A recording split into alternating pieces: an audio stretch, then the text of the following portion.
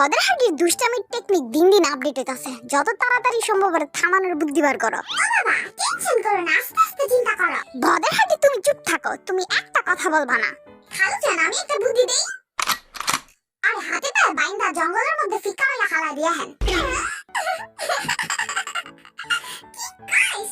পরে জঙ্গলের যত ভুক্কার পিঁপড়া আছে না, আর ছিটরা কামড়ায় খাইব না। কি কান? কি করলি? দেখছো মা, দেখছো কি করে তোমার সুন্দর পোলাটারে দিলি পিঁপড়ারে খাওয়াইবো। সুগার তোর কিন্তু আমি দিও একটা। খালামণি চেতে যাও কেন? বদরাটি তোমার ফেভারিট। কি বিনোদন। সব কটা চুপ থাকো, একজন একজন করে বলো।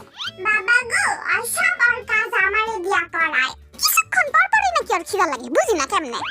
আর আমার এই জীবনে একটাই কষ্ট, আর আমারে শান্তিতে ঘুমাইতে দেয় না। বুঝলাম না আমি ঘুমাইলে অসমস্যা কি? আর আমারে এত বেশি জ্বালায় যে আমি কইও শ্বাস করতে পারুম না। আর আমার লাগে যায় কি কি করে আমি তো করে কইতেও পারুম না। বেড কি খায় কই দিছে না।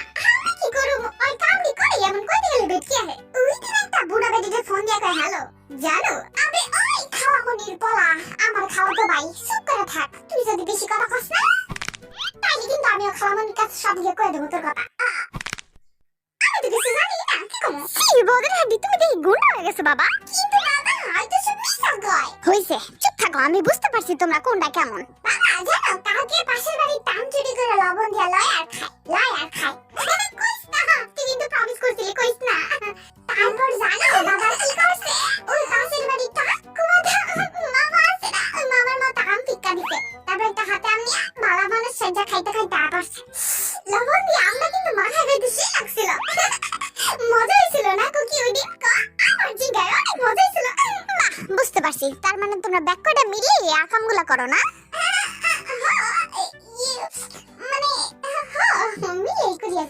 আমি তো সত্যি জানি ব্যাক কয়টা বান্ধব একটা ভালো না। আসলে বিষয়টা হলো গিয়ে এটা, আমরা যা করি বাক্যটা মিলাই করি, কিন্তু খালি দোষ পারে আমার উপরেই। তোর উপরে দোষটা আমার কিন্তু একটা কারণ আছে। বোধহয় হাড্ডি খারাইছ তোর আমি কইতা।